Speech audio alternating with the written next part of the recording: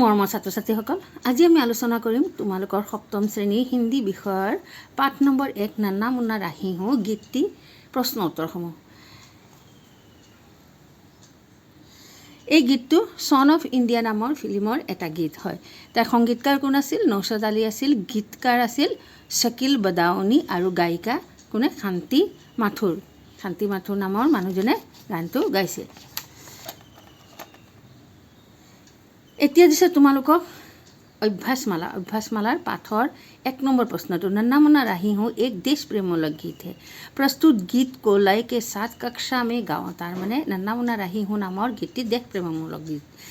এই গীতটো তোমালোকে মানে তাৰ সুৰ লগাই গাবলৈ দিছে তোমালোকৰ শ্ৰেণীকোঠাত। इस गीत को तुम किस माहौल में गुनगुना सकते हो बताओ। এইখিনি প্ৰশ্ন উত্তৰখিনি আমি আগতে আলোচনা কৰি লওঁ।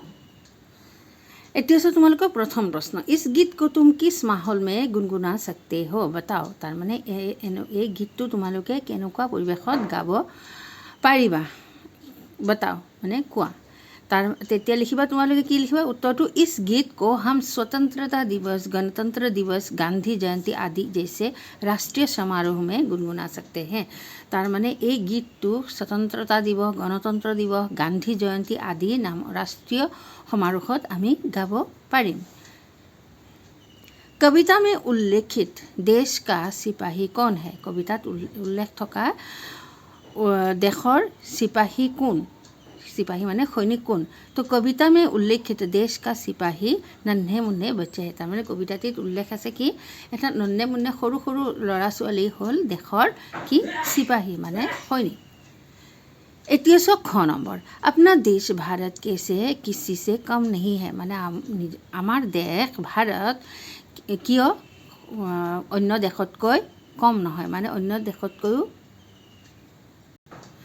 पिछपरा নহয়। प्रगतिशील देश की तरह हमारे भारत देश भी विभिन्न उद्योग और कारखाने हैं। तार माने प्रगतिशील देशर निचिनाও आमार देशत विभिन्न धৰণৰ कारखाना আৰু उद्योग আছে। कला संस्कृति के मामले में तो भारत विश्वविख्यात है। माने कला संस्कृतिरो पिने आमार भारत विश्वत विख्यात। इसी तरह अपना देश भारत किसी से कम नहीं है। तार पिছত दिसे তোমালোকক नेक्स्ट प्रश्नটো কি দিছে देश को बनाऊंगा मशीनों का नगर। अपने देश को मशीनों का नगर बनाने का संकल्प क्यों लिया गया है? तार माने आमार देशखনত मशीनर नगर बनाবলৈ কিয় সংকল্প লৈছিল, মানে কিয় प्रतिज्ञा লৈছিল। तो तुम्हारे उत्तर तो लिखिबा दूसरे प्रगतिशील देशों की तरह हमारी भारत देश भी उनकी बराबरी कर सके। माने अन्य प्रगतिशील देशर निचिना आमार भारते तार ओसरत थिय हब पारे बा तार लगत कम्पिटिशन करिब पारे। इसी कारण मेशिनों का नगर बनाने का संकल्प लिया गया है। সেই কাৰণে আমাৰ দেশখনক কি মেচিনৰ का नगर बनाবলৈ সংকল্প মানে प्रतिज्ञाबद्ध হৈছিল, ताकि भारत का हर व्यक्ति इन मशीनों का इस्तेमाल कर भारत को प्रगति की ऊंचाइयों तक ले जा सके। तार माने এনেকুৱা মেচিনৰ সবে ব্যৱহাৰ কৰি আমাৰ ভাৰতখনক একেবাৰে প্ৰগতিশীল দেশৰ নিচিনা ওপৰলৈ লৈ যাব পাৰে। 81 नंबर, भारत के अलावा हमारे देश को और किन किन नामों से जाना जाता है। तार माने भारतर उपरिও आमार देशखनक आरु की नामेरे जनाजात आरु की नामेरे जना जाए। तो आमार भारत के अलावा हमारे देश को इंडिया, हिंदुस्तान, भारतवर्ष आदि नामों से जाना जाता है। माने आमार देशखनक इंडिया, हिंदुस्तान, भारतवर्ष आदि नामेरेও की नामकरण करा है। 81 नंबर, अपना तिरंगा ऊंचा रखने के लिए क्या जरूरी है? आमार देशखन आमार तिरंगाखन माने आमार जातीय पताकाखनक माने आमार तिरंगाखन आमार जातीय पताकाखनक उच्चा रखने के लिए क्या जरूरी है? माने तार गौरवान्वित माने ओपरলৈ লৈ যাবলৈ আৰু কি কৰিব লাগে। तो लिखिबा तुम्हारे अपना तिरंगा ऊंचा रखने के लिए हमें दुनिया की आँखों का तारा बनना होगा और देश का सहारा बनना होगा। माने आमार देशखनक माने तिरंगाखनक खूब मान सम्मान दिবলৈ গ'লে হ'লে আমি কি কৰিব লাগিব, এনেকুৱা কাম কৰিব লাগিব যাতে আমাৰ तिरंगाखनक खूब सम्मान पाয় बेलेग देशৰ পৰা। तेसवा प्रथम सो तुम्हारी मंजिल क्या है, तुम्हार लक्ष्य की, तुम कैसे उस मंजिल तक पहुँचोगे, तुम्हारे केनेके ये लक्ष्य उपनीत हबा। तो मेरी मंजिल देश की अच्छी नागरिक बनना है, मोर लक्ष्य हल मोर देशर भाल नागरिक हुआ। देश के प्रति समर्पित होकर अपनी दायित्व और कर्तव्य को अच्छे से पालन करके अपनी मंजिल पहुँचेंगे। माने देशर प्रति निजर दायित्व कर्तव्य पालन करी आमी आमार निजर लक्ष्यत उपनीत हब पारिम। द्वितीय नंबर, हरे भरे खेत भारत के किन प्रांतों में मिलते हैं। हरे भरे खेत माने बहुतो खेती पथार थका ठाई कत कत पोৱা যায়। तो हरे भरे खेत बंगाल, गुजरात, बिहार, पंजाब, असम और हरियाणा आदि प्रांतों में मिलते हैं। तुम्हारे पाठ के आसपास तुम्हारे 1 नम्बरत कि दिसे, नीचे कुछ मेशिनों का चित्र है। या तुम्हारे तलत किसुमान मेशिनर चित्र दिया है। उन मेशिनों के नाम और कहाँ उनका प्रयोग होता है, ये मेशिन बिलाकर नाम और तात कत प्रयोग है সেইবিলাক लिखिবলৈ दिছে। এতিয়া চোৱা এইটো কি কয়, आर्मी ट्रेंक, তাৰপিছত এইটো হ'ল हैंड ट्रेक्टर और এইটো ATM मेशिन। এতিয়া কত কত ব্যৱহাৰ হয় মই তোমালোকক লিখি দিছোঁ। চোৱা आर्मी ट्रेंक, এতিয়া প্ৰথমটো হ'ল आर्मी ट्रेंक। आर्मी ट्रेंक মানে যুদ্ধ ক্ষেত্ৰত আদি সেনাবিলাকে সিহঁতে ব্যৱহাৰ কৰে, যুদ্ধ ক্ষেত্ৰত সেনাবোৰে ব্যৱহাৰ কৰা হয় যুদ্ধ ক্ষেত্ৰত। तो युद्ध में सेना के द्वारा गोले दागने के लिए यह मशीन प्रयोग किया जाता है।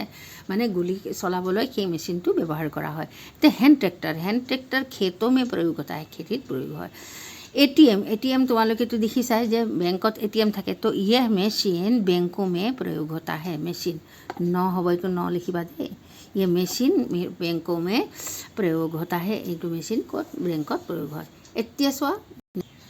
এতিয়া চোৱা তোমালোকৰ 11 नम्बर पेजत दिसे, प्रस्तुत गीत में भारतवर्ष को शांति की नगरी कहा गया है। এই गीतটোত আমাৰ भारतवर्षक शांतिर नगर माने शांतिर शहर बोली आख्या दिया है। नीचे हमारे देश के कुछ शांतिदूतों के चित्र दिया गया है। तलत किसुमान शांतिदूतर चित्र दिया है। इन चित्रों को पहचानो एवं उनके बारे में पास ही दिए गए स्थानों में लिखो। तार चित्रबिलाक तुम्हालोকক কি কৰিবলৈ কৈছে, तार चित्रबिलाक तुम्हालोके कोन হয় तार বিষয়ে লিখিবলৈ দিছে। तो চিত্ৰটো এইটো চিত্ৰ কাৰ চিত্ৰ, गौतम बुद्ध। तो गौतम बुद्ध बुद्ध धर्म के प्रवर्तक थे। तो गौतम बुद्ध की है, गौतम बुद्ध आसिल बुद्ध धर्मर प्रवर्तक। उनका जन्म 563 ईस्वी पूर्व में हुआ था। बचपन में उन्हें सिद्धार्थ के नाम से जाना जाता था। এতিয়া তোমালোকে লিখিবা এইটো কিহৰ চিত্ৰ দিয়া আছে, মহাত্মা গান্ধীৰ বিষয়ে লিখিবা। তো মহাত্মা গান্ধী, तो ख नम्बरটো সেইটো কোন কাৰ চিত্ৰ হয়, महात्मा गांधी। तो महात्मा गांधीर বিষয়ে তোমালোকে লিখিবা, मोहनदास करमचंद गांधी का जन्म 2 अक्टूबर 1869 को भारत के पश्चिमी तट पर एक तटीय शहर पोरबंदर में हुआ था। उनका जन्म एक मध्यवर्गीय परिवार में हुआ था। मध्यवर्गीय माने मध्यवर्गीय माने मिडिल क्लास फैमिलीत তেওঁৰ जन्म হৈছিল। এতিয়া চোৱা মাদাৰ টেৰেছা, এইজন কোন, মাদাৰ टेरेसा। तो मादार टेरेसा का जन्म 26 अगस्त 1910 को हुआ था। मादार टेरेसा ने अपना पूरा जीवन मानवता के सेवा में समर्पित कर दिया था। माने मानवर सेवा कल्याणर कारण सेवार कारण তেওঁ নিজৰ জীৱন समर्पित কৰিছিল। भाषा अध्ययन में निम्नलिखित शब्द के स्वर और व्यंजन अलग अलग करके लिखे गए हैं। स्वरवर्ण और व्यंजन वर्णबिलाक बेलेग बेलेगকৈ लिखा আছে। बढाऊंगा स्व ब जुग अ, या स्वरवर्ण और व्यंजन वर्ण बेलेग बेलेगকৈ लिखे। ब जुग अ जुग এতিয়া আছে এইটো ব্যঞ্জন বৰ্ণ ধৰে ৰ তাৰপিছত কি আছে, ধৰেৰত আকাৰ আছে। তেনেহ'লে এই ধৰে ৰ তাৰপিছত যুগ আ जुग उ जुग्गा जुग आ, इसे वर्ण विच्छेद कहते हैं। तार माने आमार অসমীয়াত যে বৰ্ণবিন্যাস, সেই বৰ্ণবিন্যাসক হিন্দীত বৰ্ণ বিচ্ছেদ কোৱা হয়। अब निम्नलिखित शब्दों का वर्ण विच्छेद करो। এতিয়া তোমালোকক কি দিছে, প্ৰশ্ন দিছে, মঞ্জিল परचम लहराएंगे दुनिया, এইটো তোমালোকক বৰ্ণ বিচ্ছেদ কৰিবলৈ দিছে। বৰ্ণ বিচ্ছেদ বৰ্ণবিন্যাস। ছাত্ৰ ছাত্ৰীসকল, তোমালোকৰ ভিডিঅ'টো কেনেকুৱা লাগিল কমেণ্টৰ জৰিয়তে জনাবা। আৰু যদি ভিডিঅ'টো ভাল লাগে তেনেহ'লে লাইক কৰিবা, শ্বেয়াৰ কৰিবা আৰু ছাবস্ক্ৰাইব কৰিবলৈ একেবাৰে নাপাহৰিবা। এতিয়া চোৱা মঞ্জিল, তোমালোকক মঞ্জিল দিছে বৰ্ণবিন্যাস কেনেকৈ লাগিব। म जुग अं যোগ জ যোগ ই যোগ ল যোগ অ। परसम प जुग अ जुग र जुग अ जुग स जुग अ जुग म जुग अ। যদি তোমালোকে কিবা প্ৰশ্ন বুজি পোৱা নাই তেনেহ'লে মোক কমেণ্ট কৰি জনাবা, মই তোমালোকক প্ৰশ্নটো ভালকৈ বুজাই দিবলৈ চেষ্টা কৰিম। এতিয়া চোৱা লেহৰাইংগে। লেহৰাইংগেটো তোমালোকে বৰ্ণবিচ্ছেদ কেনেকৈ লিখিবা? ল যোগ অ যোগ হ যোগ অ যোগ ৰ যোগ আ যোগ এ যোগ গ যোগ এ। এতিয়া আছে দুনিয়া। দুনিয়াটো কেনেকৈ লিখিবা? দ যোগ উ। দত যেতিয়া হস্যুকাৰ আছে তেনেহ'লে কি হ'ব? হস্য উ। উ যোগ ন যোগ ই। নত হস্যিকাৰ যিহেতু আছে সেইকাৰণে নি নটো ভাঙি কি হ'ব? হস্যই ন যোগ ই হ'ব যোগ য় যোগ আ হ'ব। অন্তস্থত আকাৰ আছে যিহেতু আ হ'ব। এতিয়া দিছে 2 নম্বৰ। 11 নম্বৰ পেজত একেবাৰে শেষত 2 নম্বৰ। आओ शब्द के शुद्ध रूप लिखे। आओ शुद्ध के शब्द रूप लिखे और शब्दों के शुद्ध रूप लिखे सरी दे মানে শব্দবিলাকৰ শুদ্ধ ৰূপটো লিখিব দিছে। ইয়াত তোমালোকৰ অশুদ্ধটো দিয়া আছে, শুদ্ধ ৰূপত লিখিবলৈ দিছে। তো প্যাৰ, প্যাৰটো তোমালোকে কেনেকৈ লিখিব লাগিব? প্যাৰ পটো আধা হ'ব য় আৰু তাত আকাৰ ৰ, প্যাৰ এনেকুৱা হয়। শুদ্ধ ৰূপটো এইটো ভুল ৰূপ হয়। বনুংগা, বনুংগাটো এনেকুৱা লিখিবা ব নো নত ছোটা উকাৰ বৰা উকাৰ, তাৰপিছত হ'ল চন্দ্ৰবিন্দু গত আকাৰ গত আকাৰ গা বনাওংগা। তো দুনিয়াটো কি হ'ব?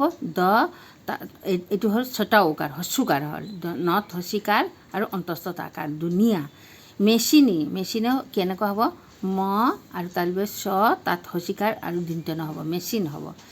চেলুংগা, চেলুংগাটো কেনেকুৱা লিখিবা? চ লত বৰা উকাৰ তাৰপিছত চন্দ্ৰবিন্দু গ তাত আকাৰ চলুংগা, এইটো ভুল হয়। পায়েংগে, পায়েংগেটো প তাত আকাৰ এ হ'ব, চন্দ্ৰবিন্দু অন্তস্থ নহ'ব, এ হ'ব, তাৰপিছত চন্দ্ৰবিন্দু গ তাত একাৰ পায়েংগে। পাপি প তাত আকাৰ প দীঘিকাৰ হ'ব, বৰা ইকাৰ এইটো।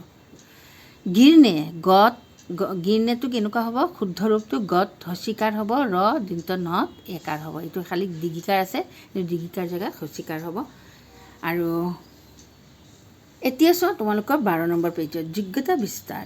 स्वर और व्यंजन वर्ण को छाट कर निर्धारित जगहों में लिखो। स्वर वर्ण और व्यंजन वर्ण, মই স্বৰ বৰ্ণটো এইপিনে আৰু ব্যঞ্জন বৰ্ণখিনি এইপিনে লিখিবলৈ দিছে। তো স্বৰ বৰ্ণ ইয়াৰ পৰা ইয়াত কোনটো কোনটো স্বৰ বৰ্ণ আছে চোৱা। ক আছে, অ ছটাই গ ছটাও, মানে ইয়াত কি কি আছে? অ ছটাই ছটাও, এইখিনি হ'ল স্বৰ বৰ্ণ ইয়াত, মানে অ ছটাই ছটাও। এতিয়া ইয়াত কি আছে? বৰা ই আ বৰা উ, তো বৰা ই আ আৰু বৰা উটো। তাৰপিছত ইয়াত কি আছে? ইয়াত স্বৰবৰ্ণ কি কি আছে? ইয়াত স্বৰবৰ্ণ নাই। আৰু ইয়াত কি আছে চোৱা? এ এ আৰু ঐ আৰু উ আছে।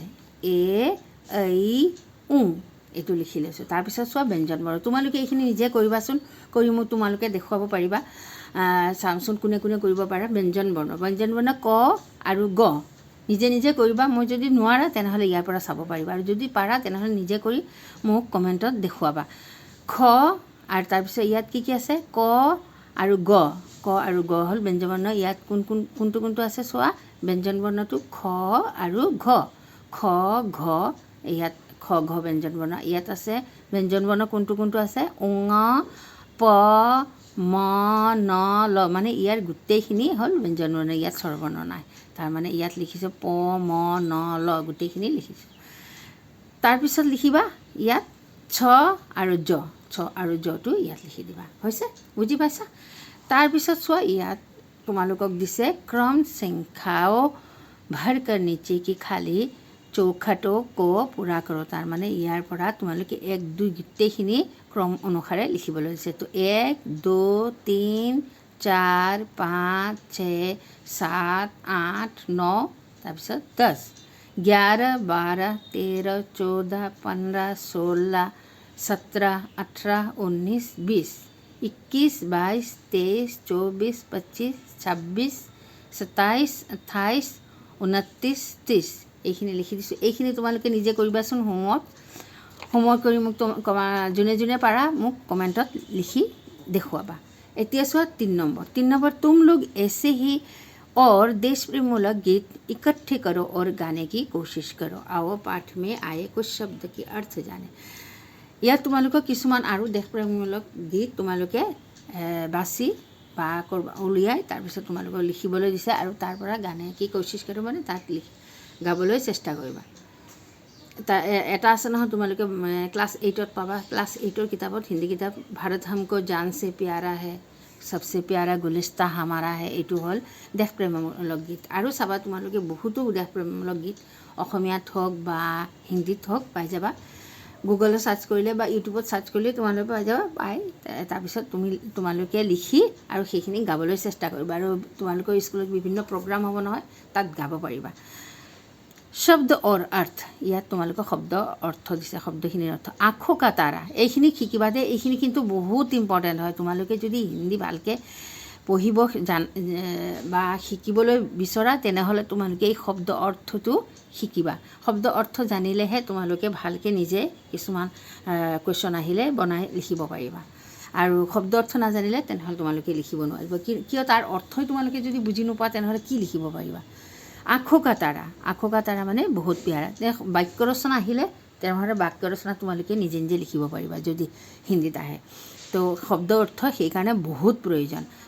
চলন মানে নিয়ম ৰিৱাজ। নন্হা মানে ছোটাছা, সৰু ল'ৰা ছোৱালীক কি কয় নন্হা বুলি কয়, নন্হা মুন্হা। মঞ্জিল মানে লক্ষ্য, নিজৰ লক্ষ্য। পচিনা মানে গৰমি মে যো পানী শৰীৰ সে নিকলতা হে, আমি যেনেকৈ কওঁ ঘাম বুলি কওঁ, সেই ঘামক বুলি পচিনা বুলি কয় হিন্দীত। তো শব্দ আৰু এতিয়া পৰচম মানে ঝণ্ডা। লেহৰাएंगे শব্দৰ অৰ্থ হ'ল হাৱা কি ঝোঁকে সে হিলেংগে, মানে হাৱা যেতিয়া দিয়ে তেতিয়া চাবাচোন কাপোৰবিলাক এনেকৈ লৰি থাকে, এনেকৈ সেইটোক লেহৰাएंगे বুলি কয়। ডগৰ यानी मार्ग, ৰাস্তা। থম यानी ठहरना, रुक जाना। তোমালোকৰ এইটো চেপ্টাৰৰ গোটেইখিনি প্ৰশ্ন উত্তৰ মই আলোচনা কৰি দিছোঁ। যদি তোমালোকে কিবা বুজি নোপোৱা বা যদি তোমালোকে কিবা নোৱাৰা, আৰু মই এইখিনি তোমালোকক হোমৱৰ্ক দি দিছোঁ নহয়, এইখিনি তোমালোকে মোক কমেণ্টত দেখুৱাবা। যোনে লিখিছা চবে তুমি ক'বা, আৰু যোনে নোৱাৰা তেনেহ'লে মই তোমালোকক লিখি দিম। আজিলৈ ইমানে। নেক্সট এটা ভিডিঅ'ত আকৌ তোমালোকৰ লগত দেখা হ'ব। ভালে থাকিবা, সুস্থ থাকিবা। Bye bye.